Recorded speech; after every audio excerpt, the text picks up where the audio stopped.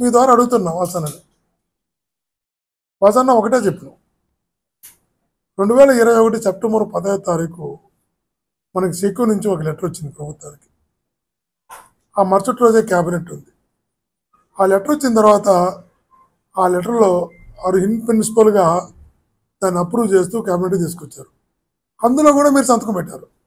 In ప్రిన్సిపల్గా September 10వ తారీఖు 2021లో వచ్చిన లెటర్లో ఇన్ ప్రిన్సిపల్గా వచ్చిన లెటర్లో కూడా సెక్యూ అంటే ఇది కేంద్ర ప్రభుత్వ తరపున వచ్చినటువంటి సంస్థది. దాంట్లో లెటర్లో మీరు సంతకం ఇన్ ప్రిన్సిపల్గా తీసుకున్న నిర్ణయంలో కూడా మీ సంతకం ఉంది. ఆ రోజుకి ఆ రోజు అప్రూవ్ కాల క్యాబినెట్లో. మళ్ళా దానిపైన కమిటీ వేశారు ఎనర్జీ సెక్రటరీతో. ఎనర్జీ సెక్రటరీతో కమిటీ వేసిన తర్వాత నెల రోజుల తర్వాత మళ్ళా క్యాబినెట్కి వచ్చింది. అందులో కూడా మీరు సంతకం పెట్టారు. ఇన్ని ప్రిన్సిపల్గా వచ్చిన లెటర్లో సంతకం పెట్టారు. నెల తర్వాత వచ్చినటువంటి కమిటీ వేసి కమిటీలో వచ్చిన లెటర్లో కూడా మీరు సంతకం పెట్టారు. 2 సార్లు సంతకం పెట్టి ఇక్కడ నా సంతకమే లేదు, నేను సంతకమే పెట్టలా, అర్ధరాత్రిలో నా సంతకం పెట్టించుకున్నారు, ఎలా మాట్లాడుతున్నారో అర్థం కాదు. ఈరోజు చంద్రబాబు గారు కూడా అడుగుతున్నావు, చంద్రబాబు గారిని అడుగుతున్నావు, వాసరిని అడుగుతున్నావు. నువ్వు ఒక్కటే చెప్పు, అనేక నిర్ణయాలు క్యాబినెట్లోకి టేబుల్ ఎజెండా కింద వస్తాయి. మంచిని చెప్పుకోలేని దీన స్థితిలో ఈరోజు కూటమి ప్రభుత్వంలో వాసన్న ఉండడం నిజంగా కూడా బాధాకరం. మేము ఎవ్వరం కూడా వాసన్న వాళ్ళకి దగ్గర అవ్వడం కోసం, వాళ్ళ మెప్పు పొందడం కోసం, వాళ్ళని మెప్పించడం కోసం, వాళ్ళకి దగ్గర ఏదో ఒక రకంగా రాజకీయంగా ఎదగడం కోసం ఈ స్థాయికి దిగజారుతాడని మేము కళ్ళలో కూడా అనుకోవాలి. మంచిని మంచిగా చెప్పుకోలేనటువంటి దీన స్థితిలోకి ఆయన వెళ్ళిపోయాడు ఈరోజు.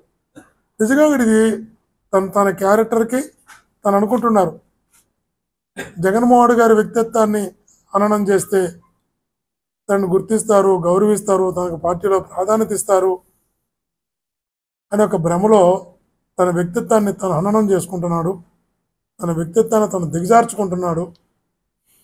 ఈ ప్రజలందరూ కూడా అలా భావిస్తున్నారు అనే విషయాన్ని నిజంగా వాసన్న మర్చిపోతున్నాడు. ఇది మంచిది కాదు. ఎందుకంటే తను నేను ఎంపీ ఎమ్మెల్యేలుగా పోటీ చేశాం, తిరిగాం.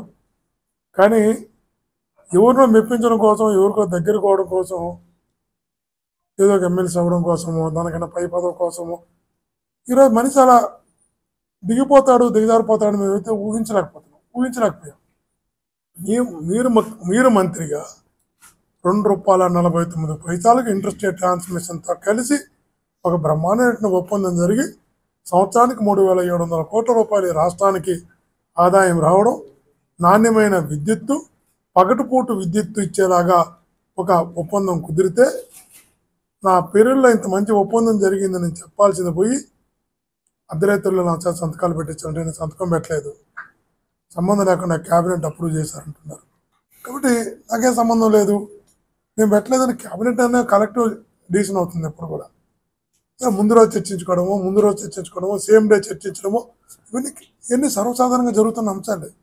వాసన అంటున్నాడు స్వేచ్ఛ ఎక్కడుంది, నాకు స్వేచ్ఛ లేదు. ఒక్కటే మాట్లాడుతున్నావు వాసన. జగనన్న ప్రభుత్వంలో మీకున్న స్వేచ్ఛ నిజంగా కూడా చాలా తక్కువ మంది కూడా ఉంటుంది.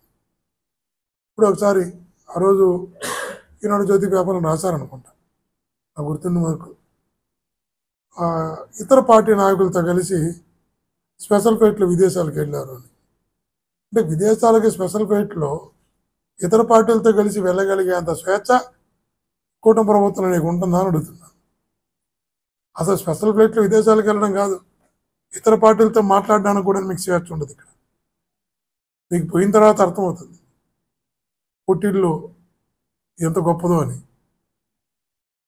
ఎంత గొప్పగా చూసుకున్నదో, ఎంత స్వేచ్ఛ ఉన్నదో, ఎంత గౌరవంగా చూసుకున్నదో మీకు ఇప్పుడు కాదు, కాలం గడిచే కొందికి చాలా అర్థమవుతుంది.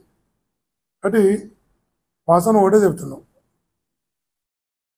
ఎవరినో సాటిస్ఫై చేసి ఏదో ఎదగాలని నీకు గుర్తించి గౌరవించి నేను హక్కును చేర్చుకున్న పార్టీపై బండలు వేసి అబండాలు వేసి నువ్వు లబ్ధి పొందాలనుకుంటే లాంగ్ టర్మ్లో అది ఖచ్చితంగా చెప్తున్నా నీ స్థాయిని దిగజారుస్తున్న విషయాన్ని కూడా ఎప్పుడు గుర్తుపెట్టుకోమని గట్టిగా తెలియజేస్తున్నా. ఏదేమైనా కూడా ఆత్మీయులారా, ఆధారాలతో, సాక్ష్యాలతో, నిజాలతో సంబంధం లేకుండా జగనన్న వ్యక్తిత్వాన్ని హననం చేయడానికి వాసన లాంటి వాళ్ళు ప్రయత్నం చేసినా, వాసనను అడ్డు పెట్టుకొని ఎవరు ప్రయత్నం చేసినా అది వాళ్ళకే తగులుతున్న విషయాన్ని కూడా గుర్తుంచుకోవాలి. ఇంతకుముందు కూడా ప్యారడైజ్ పేపర్స్ అని రకరకాల ఆరోపణలు చేశారు. చివరికి అర్థమైనాయి 2017 అనుకుంటా. గతంలో రిజల్ట్స్ ఎలా వచ్చాయో మనకంతా కూడా తెలుసు. కాబట్టి వాసన మళ్ళా చెప్తున్నాం, నేను ఎక్కడ ఎంపీగా పోటీ చేసినా, ఎక్కడ ప్రతి పల్లె తిరిగా, ప్రతి ఊరు తిరిగా, ఇక్కడ ప్రజలు ఇట్లాంటి మనస్తత్వాన్ని అంగీకరించిన విషయాన్ని మీకు తెలుసు, నాకు తెలుసు. తప్పకుండా భవిష్యత్తులో జగనన్న వైపు ఎన్ని ఆరోపణలు చేసినా, ఎన్ని అభాండాలు వేసినా, ఎన్ని రకాలుగా ఎంతమంది కలిసి ఒక వ్యక్తిని ఎదుర్కోవడానికి ఎన్ని పార్టీలు కలుస్తున్నాయి, కుటుంబాన్ని కూడా తిరుగుబాటు చేయిస్తున్నారు. ఇట్లాంటి వాసనలను పిలుచుకొని వీళ్ళతో తిరుగుబాటు చేయిస్తున్నారు. ఒక వ్యక్తిని ఎదుర్కోవడానికి ఇంతమంది ఒకటి కావాలా? ఇంతమంది కలిసి ఒక వ్యక్తి యొక్క క్యారెక్టర్ని మీరు అసెస్ చేయాలనుకుంటే ప్రజలు తన వైపు నిలవరా? అంటే ప్రజలు అండ బలం జగనన్నకు ఉంది. కాబట్టి ఇటువంటివన్నీ కూడా నిలవ ప్రజల ముందరని కూడా తెలియజేస్తున్నా. థ్యాంక్ యూ అనండి. నిన్న జగనన్న ఇక్కడ పంపిన తర్వాత కష్టమైన నష్టమైన ప్రతి కార్యకర్తకు, ప్రతి నాయకుడికి అండగా ఉంటాం. ఎన్ని రకాల మా కార్యకర్తలను ఇబ్బంది పెట్టాలనుకున్నా, మా నాయకుడిని ఇబ్బంది పెట్టాలనుకున్నా, వాళ్ళకి ఏ రకంగా మీరు దెబ్బకొట్టే ప్రయత్నాలు చేసినా వాళ్ళందరికీ బ్యాక్బోన్గా అండగా గట్టిగా నిలబడతాం. ఒంగోలుకి సంబంధించి ప్రతి నాయకునికి, ప్రతి కార్యకర్తకి గట్టిగా అండగా నిలుస్తామని తెలియజేసుకుంటాం.